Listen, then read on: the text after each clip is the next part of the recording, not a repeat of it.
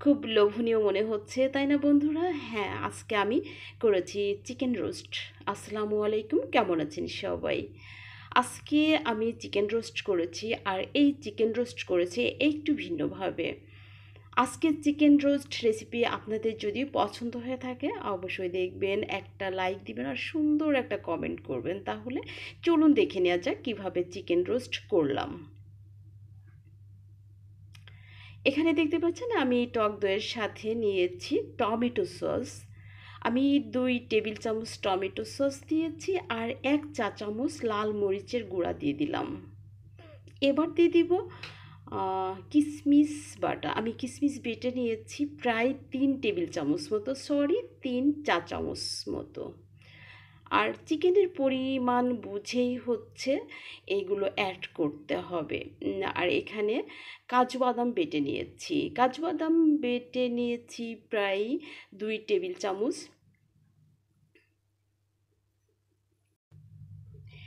এই মিশ্রণটা কিন্তু খুবই গুরুত্বপূর্ণ আর অবশ্যই দিতে হবে। আর এই মিশ্রণটা দিলে রোস্টের স্বাদ অনেক অংশেই বেড়ে যায়। তো যাই হোক, চেষ্টা করবেন এমন ধরনের একটা মিশ্রণ দেওয়ার জন্য।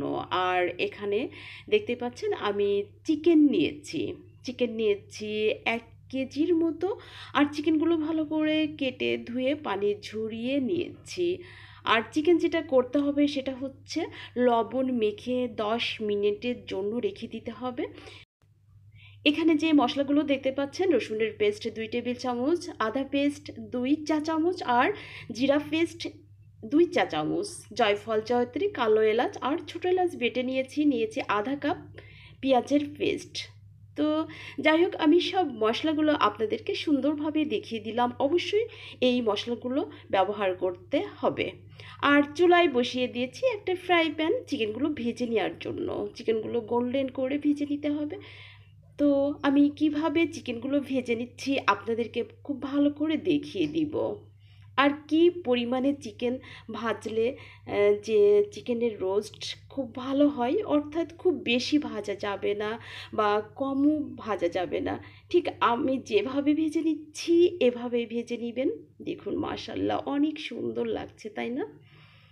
তো বন্ধুরা, আমি কাছ থেকে একটু দেখিয়ে দিচ্ছি আমি কতটুকু চিকেন ভেজে নিয়েছি। ঠিক এইভাবে ভেজে নিতে হবে, হালকা গোল্ডেন করে। আমি একই তেলের মধ্যে 1 চা চামচ ঘি দিয়ে দিলাম আর দিয়ে দিলাম তেজপাতা, এলাচ আর দারুচিনি দিয়ে দিচ্ছি। সেই সাথে 1 কাপ পেঁয়াজ কুচি।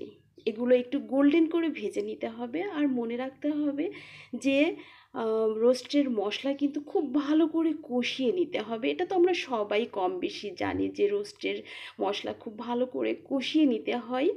আমি কিন্তু বাটা মশলাগুলো অ্যাড করে দিচ্ছি। তো এই যে দেখতে পাচ্ছেন আমি বাটা সব মশলাগুলো এক এক করে অ্যাড করে দিচ্ছি।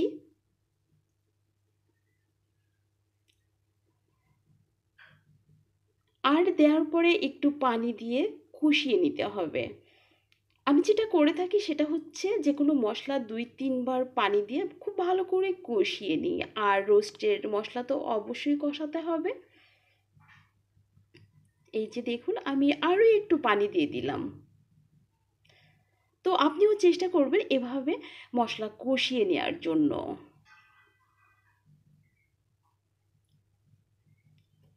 এবার যেটা করব সেটা হচ্ছে আমি এই মশলার মধ্যে লিকুইড দুধ দিয়ে দিব।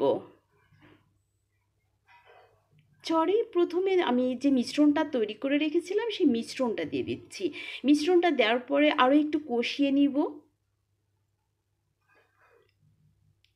এবার দিয়ে দিচ্ছি লিকুইড দুধ, দেখতেই পাচ্ছেন।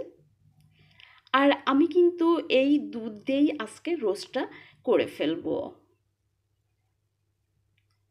শুধুমাত্র যদি দুধ দিয়ে রোস্ট করা হয় সেই ক্ষেত্রে কি হয় জানেন, যে রোস্টের স্বাদটা খুব বেশি ভালো আসে। তো চেষ্টা করবেন এভাবে রোস্ট করার জন্য। যাই হোক, এবার আমি চিকেনগুলো অ্যাড করছি। সরি বন্ধুরা, আমি একটা মশলা অর্থাৎ দুইটা মশলা স্কিপ করে গেছি। ওইটা হচ্ছে রোস্টেড গরম মশলা পাউডার আর ধনিয়ার গুঁড়া দিয়েছিলাম, যেটা আপনাদেরকে দেখানো হয়নি। তো যাই হোক, অবশ্যই দিয়ে দিবেন। তো দেখতে পাচ্ছেন আমি চিকেনগুলো দিয়ে দিয়েছি আর ঢেকে দিয়েছিলাম। এই যে দেখুন, এই পর্যায়ে আলগা করে নিয়েছি। এখন আমি দিয়ে দিচ্ছি 1 চা চামচ ঘি। অবশ্যই ঘিটা এই পর্যায়ে দিতে হবে, তাহলে চিকেনের টেস্টটা অনেক বেশি ভালো আসবে। এই যে দেখুন, আমি ঘি দেওয়ার পরে ভালো করে মিশিয়ে দিচ্ছি। এরপর দিয়ে দিব কেওড়া জল। কেওড়া জল দিব 1/2 চা চামচ মতো। আসলে সব কিছু অ্যাড করতে হয় চিকেনের পরিমাণ বুঝে। আরও কিছুক্ষণ ঢেকে রান্না করে নিব। তো বন্ধুরা, দেখতেই পেলেন আমি আজকে চিকেন রোস্ট কিভাবে করলাম। খুব মজাদার এই চিকেন রোস্টটা করতে চাইলে বাসায় ট্রাই করুন, ইনশাল্লাহ ভালো হবে।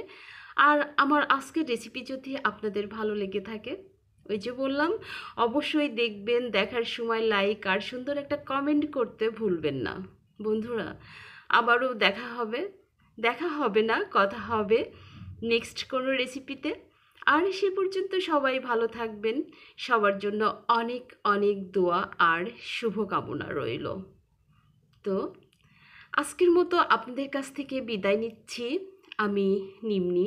খুদা হাফেজ। আপনি নিজেও ভালো থাকবেন, অন্যকেও ভালো রাখবেন। শুভকামনা সবার জন্য সব সময়। আসসালামু আলাইকুম।